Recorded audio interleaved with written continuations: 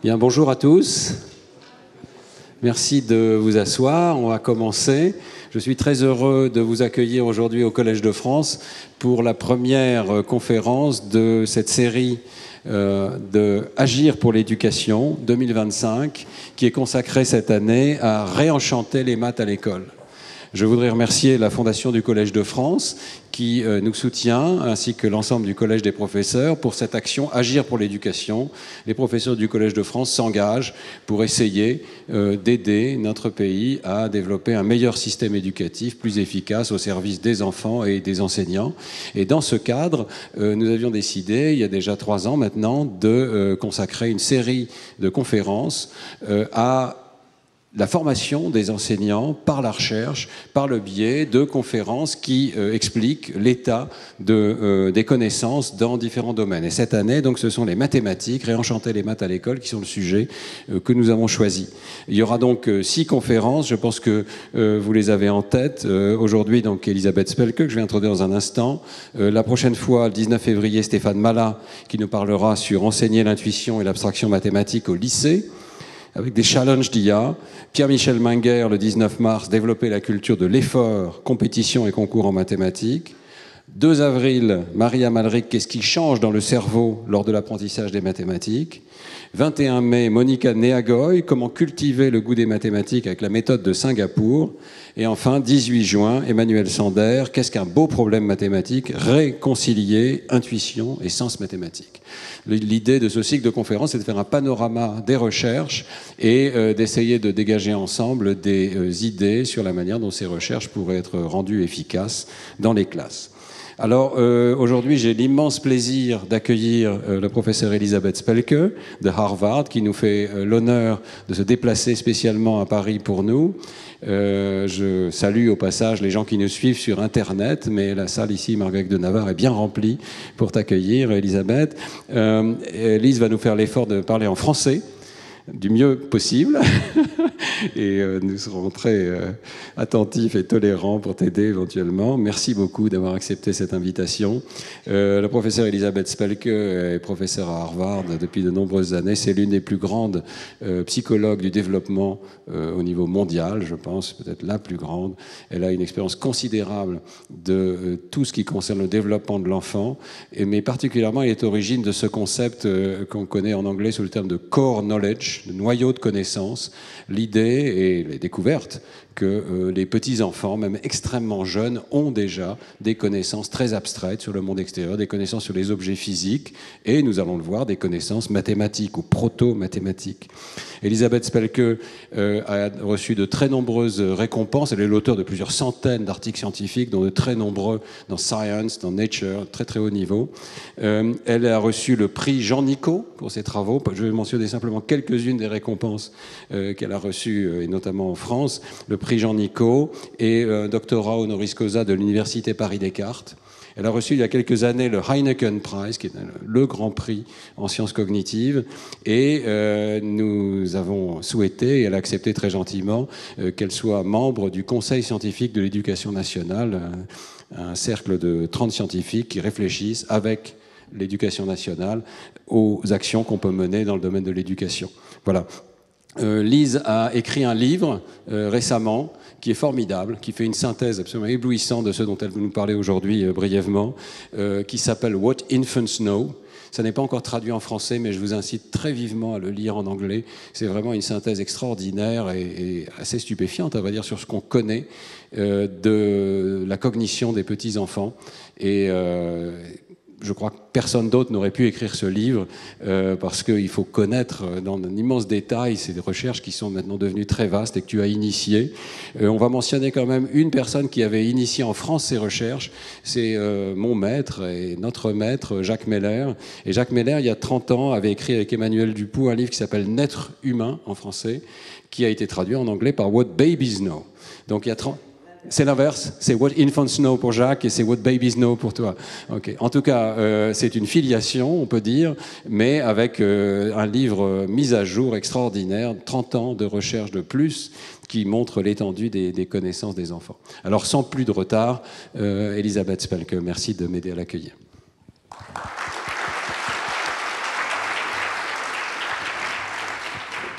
Merci Stan et merci à vous tous d'être venus. Je veux commencer avec un petit avertissement. Comme vous pouvez constater, ça fait longtemps que je n'ai pas donné une conférence sur quelques thèmes quelconques en français. Et en plus, je n'ai jamais parlé en français de la recherche dont je vais parler aujourd'hui. Alors, je vous demande pardon. Sur les diapos, tout sera écrit en français et si mon français est trop pénible pour vous, vous pouvez boucher les oreilles et puis lire ce qu'il y a sur les diapos et j'espère que ça ira. Alors, la raison pour laquelle j'étais tellement contente d'être invitée, d'être sur le CESN, le Conseil scientifique de l'éducation nationale ici en France, c'est que je suis éblouie par les capacités des enfants d'apprendre. Et c'est quelque chose que, si on fait de la recherche, on le voit très, très précocement chez les bébés qui commencent déjà à la naissance, au fait, qui ont commencé avant la naissance d'apprendre leur langue maternelle. Mais pendant les années préscolaires, les enfants apprennent beaucoup plus de leur langue, de leur environnement physique et culturel et social, mais aussi des catégories d'objets et de nombreuses actions des gens qui l'entourent. Et après, quelque chose de très spécial arrive que ceux parmi vous qui sont enseignants connaissent très bien. C'est que les enfants vont à l'école et quand ils sont dans une chambre entourée de murs, ils apprennent énormément de choses sur les événements et les objets et les endroits en dehors de ces murs. Ils apprennent l'état de leur environnement, non seulement l'état au présent, mais au passé, et à des échelles qu'on ne peut pas percevoir, mais qu'on peut concevoir si on a les des outils, excusez-moi, c'est un exemple de... Alors, les outils symboliques et conceptuels pour le faire, et c'est grâce aux enseignants qui vont avoir ça. Alors, ça me donne la question, qu'est-ce qui explique cette capacité d'apprentissage chez les enfants? Et ça m'a emmené de faire des expériences sur les tout petits dans mon labo, mais aussi de faire des expériences dans les écoles, et c'est ça dont je veux parler aujourd'hui. Plus précisément, je veux parler d'un projet d'enseignement des maths qui se passe en Inde. Et peut-être votre première question sera « Pourquoi en Inde ?» Je vous donne 3 raisons. D'abord, l'Inde, c'est un pays qui présente un très riche mélange de cultures, beaucoup de langues différentes, de systèmes écrits symboliques qui sont différents. Et cette richesse est évidente même dans les écoles maternelles. Je visitais cette école au mois de décembre et j'ai pris cette photo. C'est dommage que je n'avais pas pris une photo de l'entrée parce que ça se trouve dans un quartier pauvre de Delhi. Sur une rue très, très étroite, même une bicyclette a failli y passer, et très sombre parce que les bâtiments sont très grands.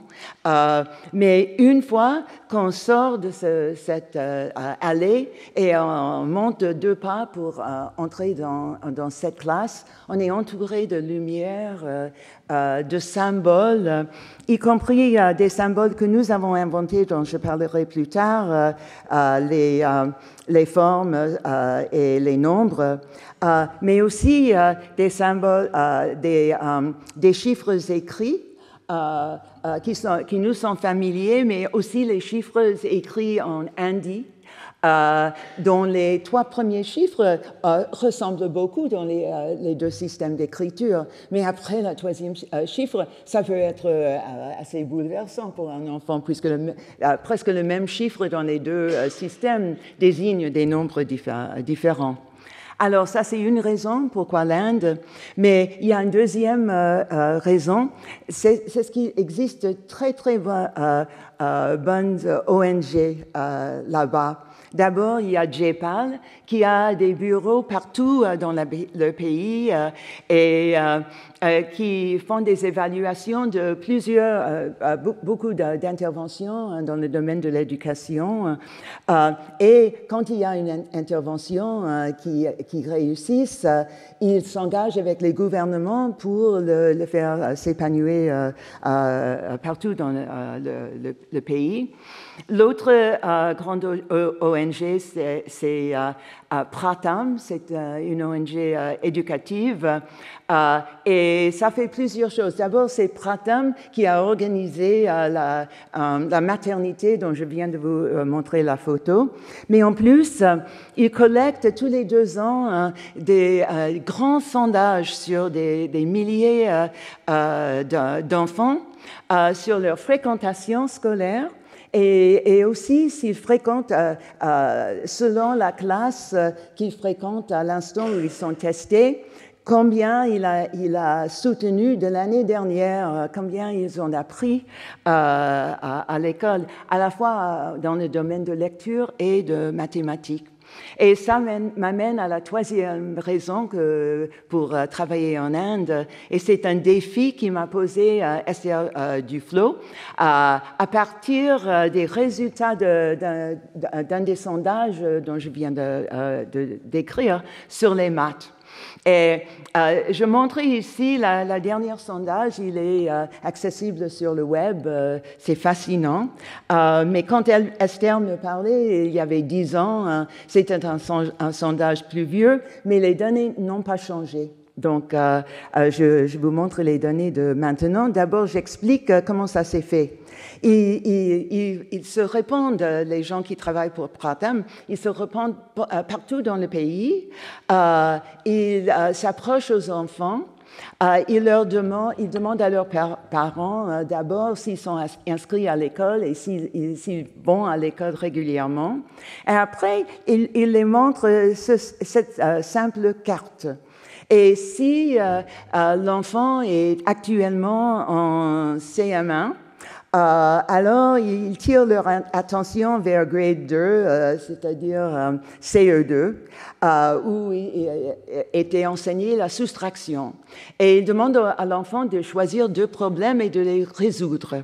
Si l'enfant réussit, il est donné des problèmes de division. S'il échoue, il revient au problème de reconnaissance des nombres à 2 chiffres. Et s'il échoue avec 2 chiffres, ils vont vers reconnaissance des nombres simples. Chaque étape correspond à un niveau différent de l'éducation publique.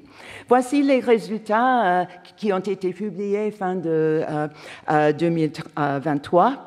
Et pour savoir le taux de maîtrise de soustraction, il faut additionner ces 2 nombres-là, parce que les enfants qui savent diviser peuvent aussi soustraire à 2 chiffres. Et on voit que seulement 1 enfant sur 4 a maîtrisé ce qui a été enseigné en maths l'année précédente. Et pour la division, c'est enseigné en CM2. Non, je crois que c'est 4th grade. Ça correspond à CM1, CM2 CM2, je crois. Oui, merci. Alors, ils sont maintenant en 6e. Oui, c'est 6e. Ils ont passé à grade 5. C'est CM2. CM2, OK. Alors, ils sont maintenant, ils ont passé CM2, mais seulement 1 sur 4 peut faire une division à un chiffre d'un nombre à 3 chiffres, OK? Donc, la question qui se pose, pourquoi tous les écoliers n'apprennent pas des maths? Et est-ce qu'il est possible de trouver des moyens de les aider? Alors, je vais vous raconter 3 expériences que nous avons faites avec ces gens-là. C'est vraiment une collaboration relation interdisciplinaire entre l'économie, l'éducation et les sciences cognitives. Voici ce que j'aimerais pouvoir dire dans le temps que j'aurai. D'abord, je vais parler des sciences cognitives à la base de ce projet, parce que tout ce qu'on a essayé de faire était fondé sur des capacités qu'on voit déjà chez le nouveau-né et le petit bébé. Je vous expliquerai pourquoi sur la diapo qui vient, mais pour dire maintenant, ce sont les capacités que nous retenons toute notre vie, y compris les enfants à l'école. Et alors, je vais décrire ces capacités. Après, je vais résumer les méthodes et les données de les 3 expériences qu'on a fait en Inde. Les premières 2 expériences dans l'école maternelle et la 3e expérience en CP et CE1. Et finalement, je retourne aux sciences cognitives pour demander pourquoi on a eu les résultats qu'on a eus de nos expériences. Qu'est-ce qu'il explique et est-ce que ça aura des implications pour l'enseignement pendant l'école primaire? Alors, les sciences cognitives, ça me donne beaucoup de plaisir de parler de ça à Paris, parce que Paris était un des très grands centres des sciences cognitives dès le début de cette collaboration pluridisciplinaire. Je veux noter surtout Jacques Meller, qui a fondé la première revue de cette discipline qui était basée ici à Paris. J'avais la grande bonheur d'rencontrer Jacques 2 ans avant de venir à Paris pour la première fois, quand nous deux étions invités à passer une année à MIT, où il venait d'établir un Center for Cognitive Science là-bas, et ils nous ont invités tous les deux. Donc, c'est vraiment le début, je crois, de cette approche pluridisciplinaire. Mais je cite Jacques aussi parce qu'il a eu beaucoup d'étudiants dans Stan, parmi beaucoup d'autres. Et je montre ici juste un petit échantillon des gens, des chercheurs dans ce domaine qui sont actifs aujourd'hui à Paris, qui reste un grand centre de sciences cognitives. Mais Jacques a une autre, je cite pour une autre raison, c'est que lui, dès le début, il s'intéressait non seulement en sciences cognitives au sens large, mais spécifiquement aux sciences cognitives du développement et de l'éducation. C'est donc très pertinent pour ce talk. OK, alors, que savent les enfants à la naissance?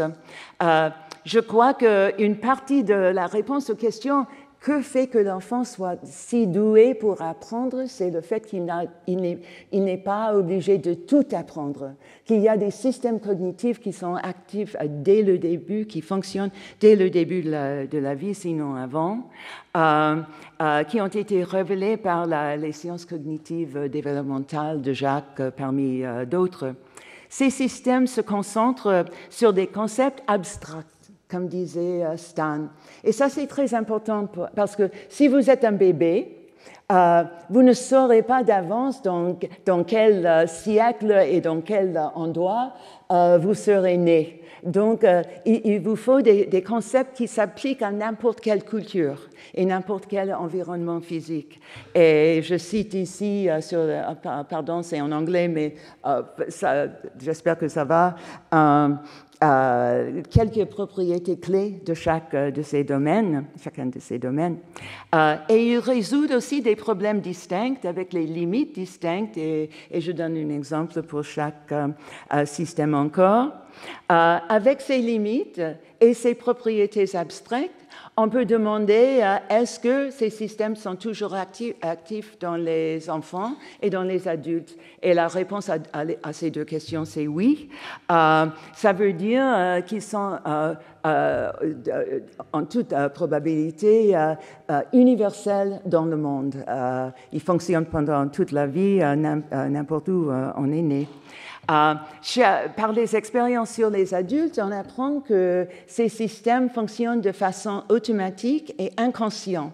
Ça vient par exemple d'une expérience où on présente au bébé un nuage de points et on fait un enregistrement électrique de l'activité qui donne des signaux de l'activité dans son cerveau. Et après, on fait la même expérience chez l'adulte et on voit les mêmes patterns d'activité dans le cerveau. Mais quand on demande à l'adulte après l'expérience, qu'est-ce que vous pensez, pourquoi, quel était le but de cette expérience? Personne ne dit le nombre.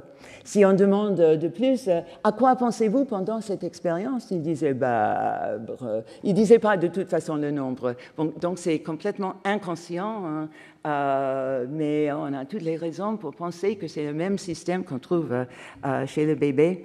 Et quand on étudie ce système chez les enfants, on trouve beaucoup d'évidence qu'il guide l'apprentissage. Et pour focaliser un peu aux données, pour vous montrer un peu la source de ces conclusions, je vais parler un peu plus du nombre et de deux expériences qui ont eu lieu à Paris. Alors la première, c'est une expérience faite par Véronique Izard et Arlette Sterry et leurs étudiants avec les nouveau-nés dans une maternité à Paris. Et quand Véronique cherchait un nouveau-né qui était awake, éveillé, et lui présentait une série de sons, des syllabes, et pour la moitié des nouveau-nés, c'était des séries de 4 syllabes, et pour les autres, des séries de 12 syllabes. Et après quelques minutes, les syllabes continuent, mais elles présentent séparément des images soit de 4 points, soit de 12 points. Et l'expérience est fondée sur des résultats précédents qui montraient que si on donne le bébé un choix entre deux films animés, mais on présente seulement un son qui correspond à un des deux films, l'enfant sera penché vers le film qui correspond du son qu'il entend. Et alors pour ça, ils ont recordé le temps de regard aux points différents et ils voient que la plupart des enfants regardent plus longtemps l'image visuelle qui correspond en nombre avec la série de syllabes, mais seulement quand la différence en grandeur de nombre est en rapport 3 sur 1. Alors, 4 contre 12 ou 6 contre 18, mais pas 3 contre 8. Alors ça, c'est une expérience qui a eu lieu il y a longtemps, mais plus récemment, Ghislaine Lambert et Stan et d'autres ont fait une expérience semblable, beaucoup plus high-tech, avec les enfants de 3 mois qui dormaient. Et ils dormaient pendant peut-être 4 heures. Et pendant qu'ils dormaient, ils présentaient un par un, aléatoirement, les séquences de temps musical de soit 4, soit 12 temps par séquence, suivi d'une pause. Et ils faisaient un enregistrement EEG pour entraîner sur une petite partie des données un décodeur qui trouverait des patterns dans l'activité cérébrale pendant les pauses qui étaient spécifiques à la suite d'une séquence de 4 versus une séquence de 12. Et alors, ce qu'ils trouvent, c'est indiqué ici, c'est que au début de la pause, il n'y avait pas de signal décodable de nombre pendant peut-être 4 ou 5 dixièmes de seconde.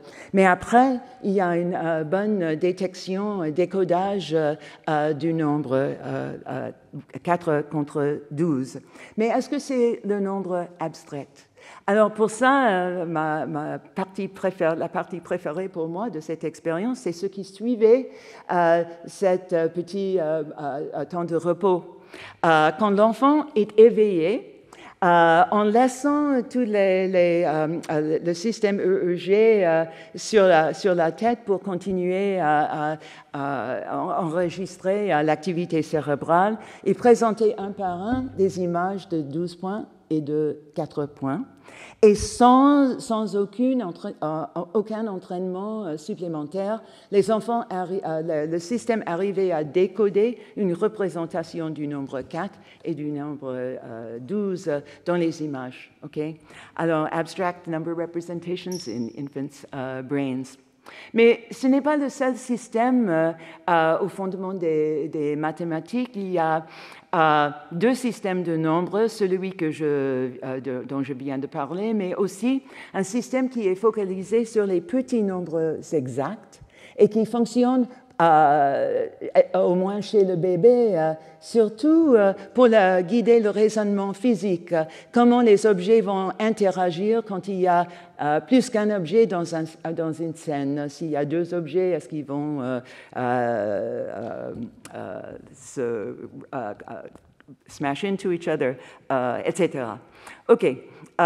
Et avec ces 2 systèmes, on trouve aussi des patterns d'activité neuronale différents pour les 2 systèmes.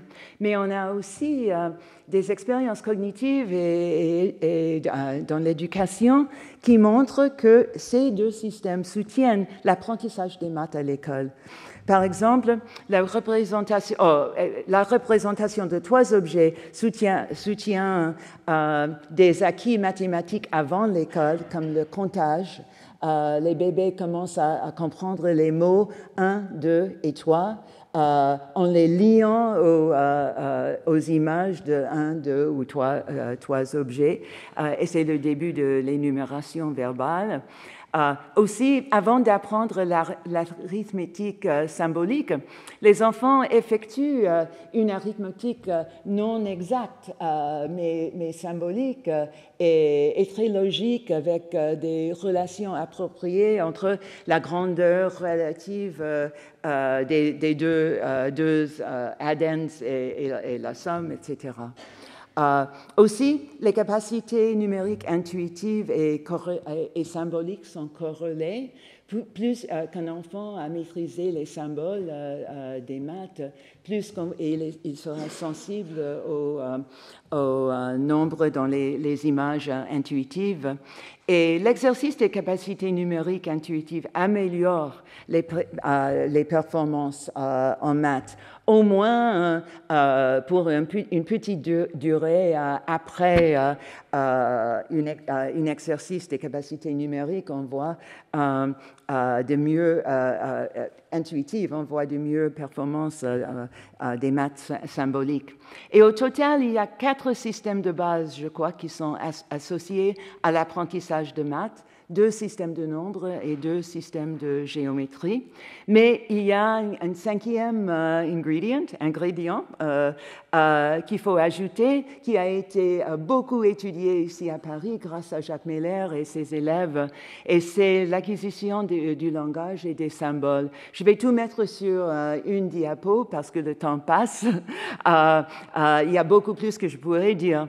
Mais d'abord, j'ai déjà dit, l'apprentissage des langues commence avant la naissance et se passe vers la prosodie. Et donc, à la naissance, un enfant dont la mère parlait russe sera plus intéressé à écouter la russe ou qu'à écouter une autre langue comme le français, y compris quand on enlève beaucoup d'informations, on laisse seulement le pattern prosodique du langue.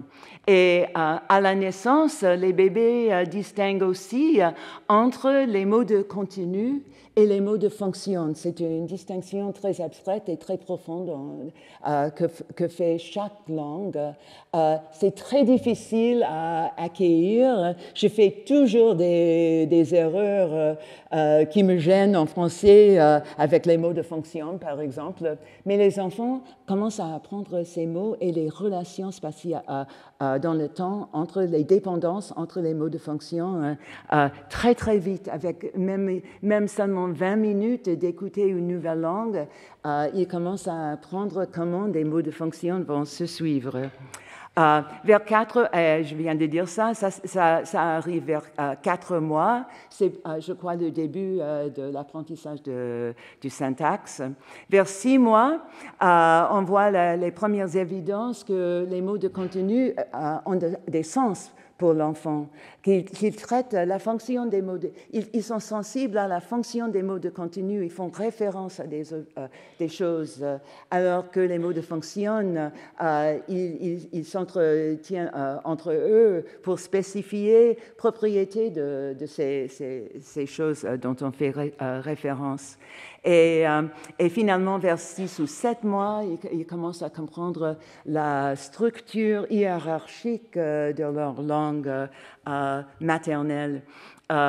Et je veux noter ici, parce que je crois que c'est important pour l'éducation, c'est que les enfants et les nourrissons n'apprennent pas la langue de n'importe quelle personne. Ils apprennent les langues des personnes qui sont dans leur famille et dans leur milieu proche, des grands-parents, par exemple, s'ils parlent une langue différente que les parents. Mais ils n'apprennent pas le langage qu'ils entendent par la radio ou les autres gens dans le quartier dont ils n'ont pas de relation et d'interaction. Je veux finir par dire que quand l'enfant apprend le langage, je ne crois pas vraiment qu'il veut sa tâche comme il faut que j'apprenne le langage. Je crois que la tâche, c'est plutôt, ce sont les gens avec qui je veux interagir. Et ça, c'est une façon de le faire. Et je dis ça parce que je trouve qu'un des plus importants aspects du langage, c'est qu'il transmet des perspectives distinctes sur des objets, des perspectives qu'on ne peut pas savoir juste en regardant que quelqu'un pointe vers quelque chose ou bien qu'il agit sur quelque chose. La conversation, c'est avant tout une question de partage de point de vue, je crois. Et les enfants l'apprennent comme ça et ils l'utilisent pour découvrir le point de vue des autres dans des situations particulières. Je vous donne un exemple d'une expérience. Ça, c'est une expérience de Brandon Wu dans mon laboratoire il y a quelques années. Et il joue sur une visual illusion bien connue, the Duck Rabbit illusion. C'est le même dessin, mais selon l'orientation, vous voyez soit un lapin, soit un canard. Alors, dans cette expérience, le bébé est familiarisé avec ces deux images et une personne, mais le point de vue de la personne est différent que le point de vue du bébé. Et alors, quand le bébé voit un canard, la personne voit le lapin. Okay? Il voit ça et après, la personne change de position et maintenant, les deux points de vue sont alignés. Ils correspondent. Et la question est, que pensait le bébé quand il voyait ça?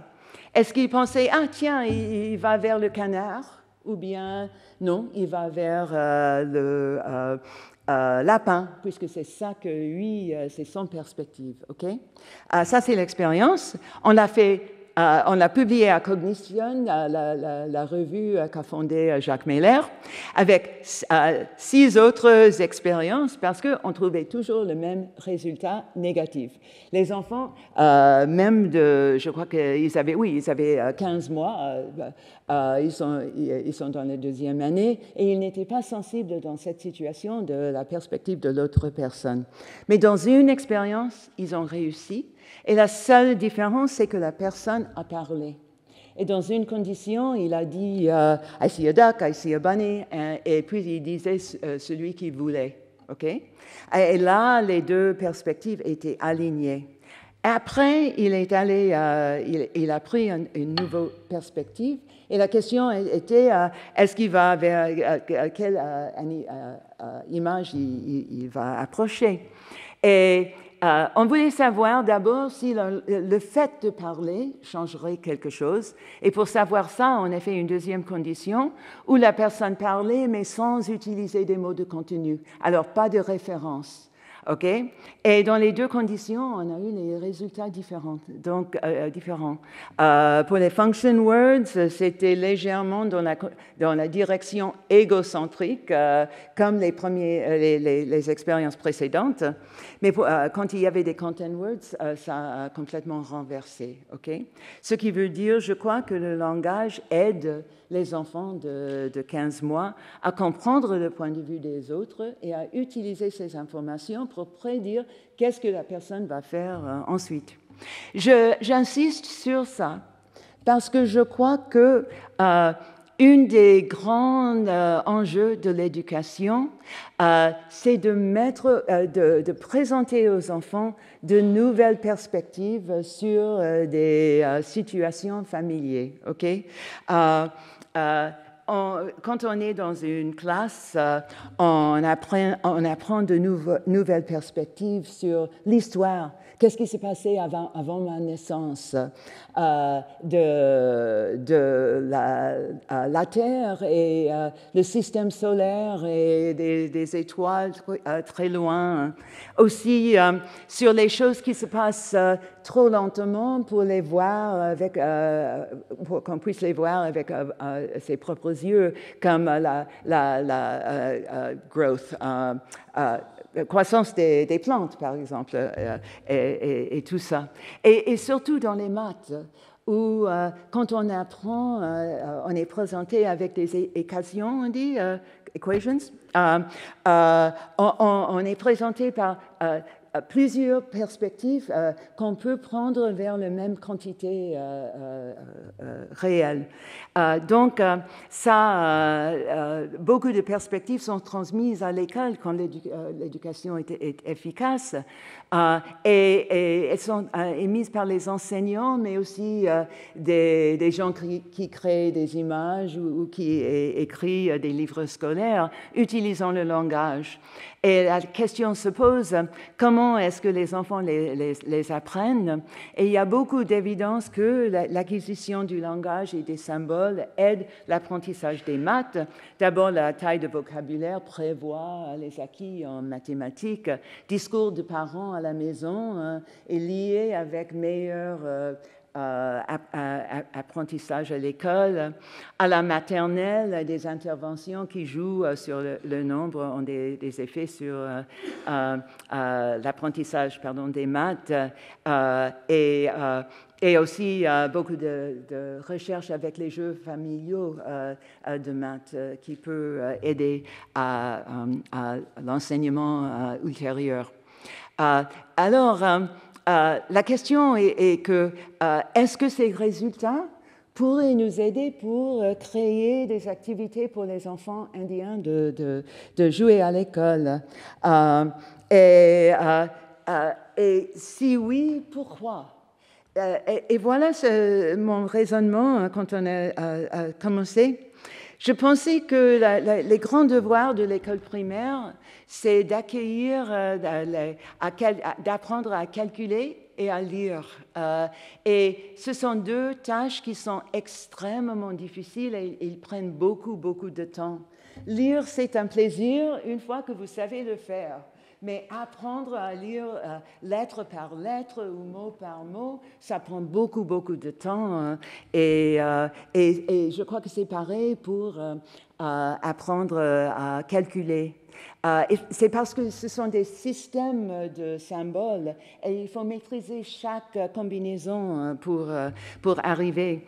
Alors, l'hypothèse derrière nos jeux, c'est qu'en présentant aux enfants des activités qui suscitent les concepts intuitifs mathématiques, Et en appareillant ces concepts avec le langage et les symboles des maths, on peut créer, on espérait pouvoir créer une situation ludique et interactive entre les enfants qui pourrait leur donner les practice that they needed, la répétition qu'il faut pour maîtriser ces systèmes.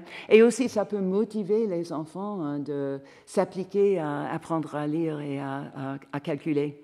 Alors pour ça, on a essayé de créer des jeux de maths, d'abord à Boston, et la grande personne qui faisait le plus dans ce domaine, c'est Myra Dillon, qui est là pendant qu'elle était étudiante. Et puis, on a envoyé les jeux, les matériaux pour les jeux à Delhi, et les enfants ont joué au même jeu là-bas. Les expériences à Delhi nous ont surpris. Je pensais que puisque on travaillait dans les quartiers les plus défavorisés de Delhi, les enfants n'avaient pas de jeux à la maison. Mais je pensais qu'il faudrait du temps pour s'adapter au jeu. Mais au fait, dès le début, les enfants à Delhi ont joué tout comme les enfants à Boston. C'était difficile de voir les différences entre les deux.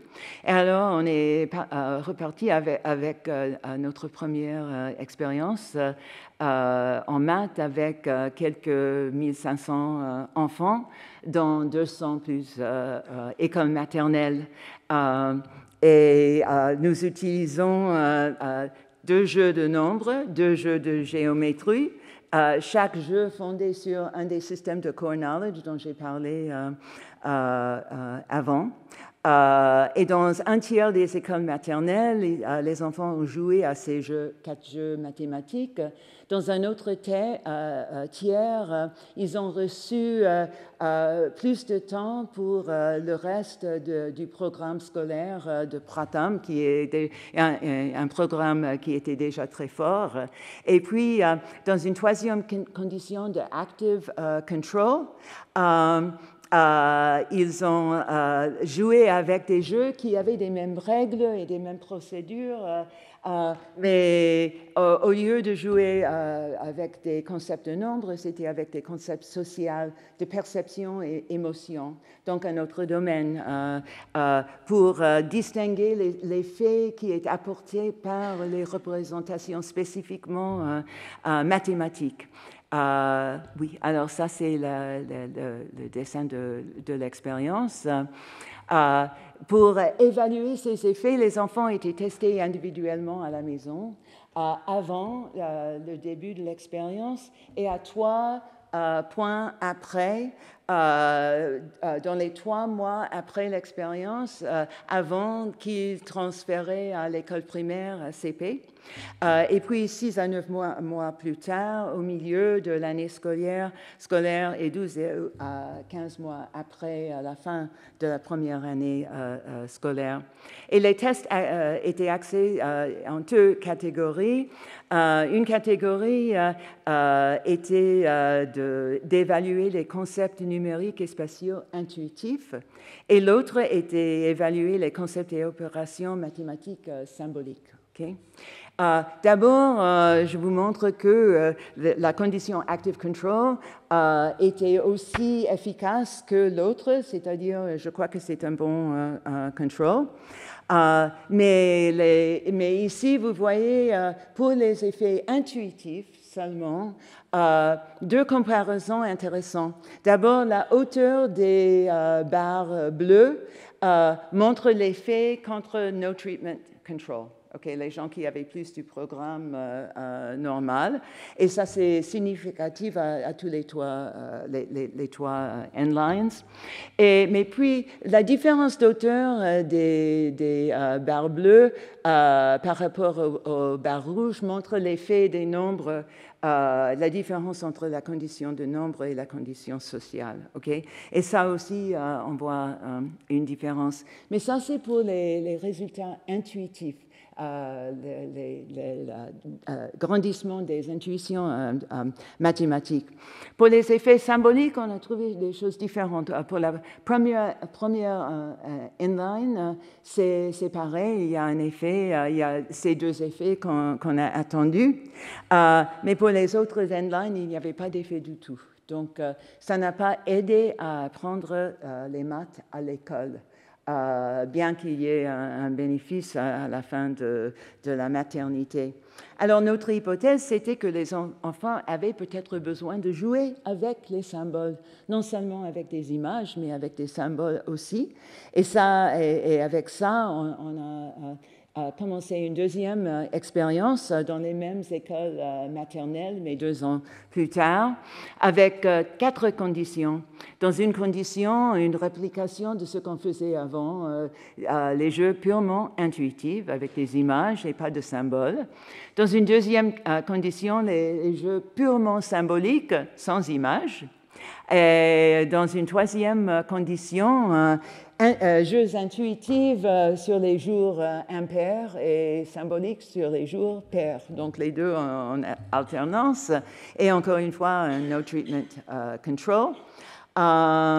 Et autrement, la méthode était pareille à la première expérience.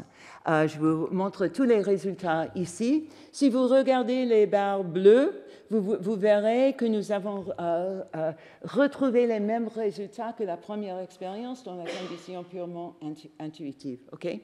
Dans la condition purement symbolique, il y a eu un effet sur les symbolic skills, mais il y avait un aspect un peu inquiétant, c'est que quand les gens apprennent des symboles mathématiques en tant que symboles mathématiques, ça produit une augmentation aussi des intuitions de maths. Et là, ça, on n'a pas trouvé dans cette expérience. Ce qui suggère que peut-être ils ont regardé le 2 et pensé « Ah oui, c'est cette forme-là, quand je vois cette forme, je dois faire ceci », sans penser au nombre. Mais le résultat le plus intéressant arrive pour nous en comparant la condition mixte aux autres conditions. Bien qu'il y avait la moitié des jeux avec des jeux intuitifs, leurs intuitions sont aussi fortes au début, mais aussi à la fin, juste après, mais aussi une année plus tard, que ceux qui ont eu 2 fois plus de jeux intuitifs. Et ici, si on compare la maîtrise des symboles pour les gens dans la condition mixte par rapport à la condition purement symbolique, on retrouve la même chose. Avec la moitié des symboles, ils ont quand même gagné autant. Donc, ça veut dire, je crois, que les jeux mathématiques et symboliques peuvent s'agir en synergie. Et c'est ça qu'on a utilisé en déplaçant nos efforts vers les écoles publiques de Delhi. Et la dernière expérience que je voudrais raconter, ça s'est passé dans les classes de CP et CE1 à Delhi, dans les government schools, avec seulement la condition mixte et le no treatment control. Pour ça, il fallait modifier les jeux. Et on a passé 2 ans à modifier les jeux pour qu'ils soient jouables dans une classe de 40 enfants avec un seul professeur qui avait très, très peu d'entraînement pour ça, parce que leur temps, c'est très valable. Enfin, ils n'ont pas beaucoup de temps, on ne voulait pas les distraire. Alors, on essayait de faire en sorte que les jeux soient joués en groupe d'enfants. L'idée était pour chaque enfant, peut-être il va savoir quoi faire, peut-être pas, mais s'il y a 3 ou 4 ou 5 enfants qui jouent ensemble d'une façon coopérative, si un enfant arrive à trouver la bonne réponse, il peut interagir avec les autres et on encourageait ça. Mais on voulait aussi que les profs sachent quel enfant a fait quoi. Et alors, chaque enfant dans un groupe était donné une couleur et ils jouaient les cartes et ont la même couleur sur la bordure. Et comme ça, quand l'enseignante essayer de grade trouver les erreurs, elle saura quel enfant c'était. Alors, on a aussi modifié les jeux pour qu'ils correspondent en quantité et en symbole à ce qui était enseigné à l'école primaire. Et aussi, on a changé, on a minimisé la taille des jeux pour qu'ils puissent être joués dans une classe aussi grande avec les groupes aussi petits. Finalement, on a créé des affiches pour aider l'enfant. Si l'enfant ne savait pas la réponse, par exemple, pour deux nombres de deux chiffres, lequel était plus grand, il avait une affiche qu'il pourrait regarder pour voir quel symbole correspondait à quelle quantité présentée en image dessus. Et aussi, il y avait beaucoup d'affiches pour les jeux géométriques qu'ils pouvaient consulter pour savoir quelles sont les propriétés avec qui je dois jouer maintenant avec cette carte et comment est-ce que je les trouve sur la carte. Et là, je n'ai pas prévu ça en avance, mais je crois que le fait de donner à l'enfant ces affiches et de lui enseigner à les utiliser, ça lui donne de agency. Enfin, c'est lui qui peut s'instruire. Il sait qu'il ne sait pas la réponse, mais il sait aussi qu'il peut regarder, analyser ce qu'il y a sur l'affiche, et lui, il peut se corriger lui-même. Alors, on a modifié aussi les procédures, et avec ça, je vais terminer. La procédure qui a été choisie par Pratham et aussi Jaypal en Inde va comme ceci. D'abord, c'est ce qu'ils appellent I do. C'est l'enseignant qui montre une carte élargie et qui le joue. Ici, le jeu, c'est trouver le nombre le plus grand. Et si c'est rouge, mettez-le dans le plateau rouge. Si c'est bleu, mettez-le dans l'autre plateau. Alors, elle joue en premier. Après, c'est you do. Et elle demande aux enfants qui veut jouer la prochaine carte. Et elle choisit un enfant pour le faire. Et après, c'est we do. Et les enfants forment les groupes et ils jouent en parallèle. Enfin, ensemble, dans un groupe et en parallèle entre les groupes. Ils sont encouragés à demander aux autres dans leur groupe et aussi à consulter les affiches s'ils ne savent pas quoi faire. Alors, les méthodes de l'évaluation, c'est semblable aux autres, mais avec juste deux conditions, la condition de jeu et le no treatment control. Et à cause de la pandémie, on n'a qu'un inline à la fin de cette intervention. Après, les écoles en Inde ont été fermées pour très longtemps. Mais je voulais signaler que c'est la première fois que j'ai fait une expérience où je me suis réveillée au milieu de la nuit en terreur. Je pensais, s'il est possible que ça fera du bien, c'est aussi possible que ça fera du mal, que ça réduit le temps dédié à l'éducation formelle en maths. Ça pourrait faire du mal. Et j'étais aussi parfois anxieux que les enseignants ne l'aimeront pas, les jeux, etc. Donc, il y avait beaucoup plus pour moi, enfin, at stake pour cette expérience. Mais voilà les résultats. Nous n'avions pas eu de résultats négatifs. Ici, on voit j'ai groupé différemment, il y a toutes les mesures de maths, et puis la différence entre le symbolique et le non symbolique. Tout va dans la bonne direction pour les enfants de CP, quoique les effets intuitifs n'étaient pas significatifs. Mais ils vont dans le bon sens. Et pour les enfants en CE1, tout était significatif et on a trouvé un effet positif. Alors maintenant, je viens de retourner de l'Inde parce que maintenant, il y a un effort d'intégrer ces jeux dans les programmes de l'école primaire en maths dans quatre États différents. C'est au niveau de l'État où ils prennent des choix entre des programmes différents.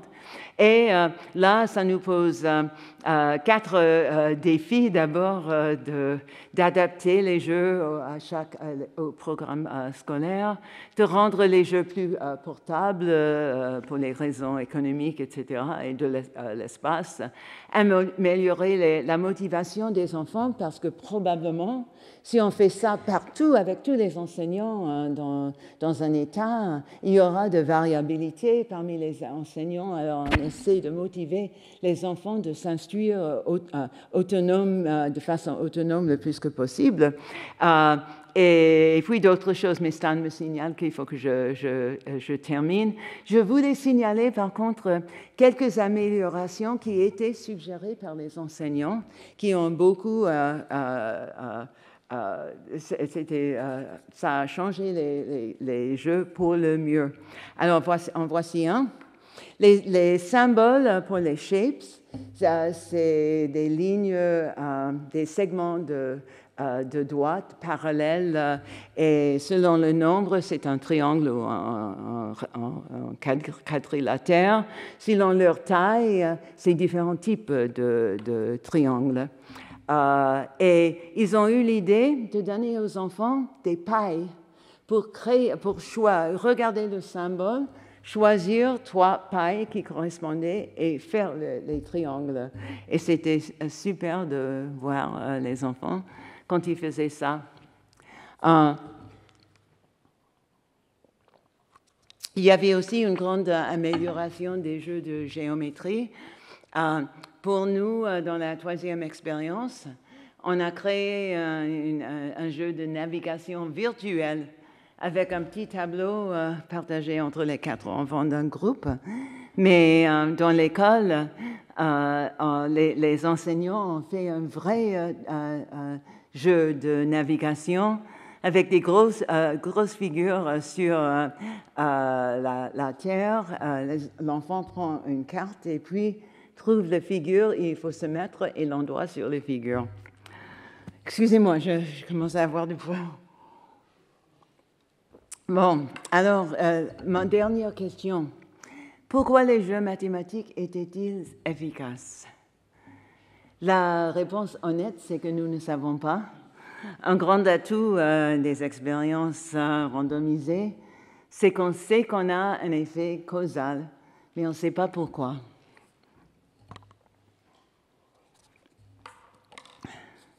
Par contre, je vais vous donner des hypothèses que je trouve méritent d'être testées. D'abord, les jeux ont fonctionné, je crois, parce qu'ils appuient sur des connaissances de base universelles. Je crois que voici quelques hypothèses que je trouve peut-être promettantes. Les jeux ont fonctionné peut-être parce qu'ils s'appuient sur des connaissances de base universelles, parce que les affiches donnent à l'enfant le pouvoir de contribuer activement à sa propre formation. Quand il ne sait pas quelque chose, il ne connaît pas la réponse, il peut s'informer lui-même. Troisièmement, parce que les jeux sont joués par des groupes d'enfants, et alors ils invitent la conversation, la coopération, l'enseignement par un enfant aux autres enfants et l'aide mutuelle. Et 4 points, les jeux sont ludiques et ils sont sociaux. Et alors, ils ont fait le bonheur des enfants et des enseignants.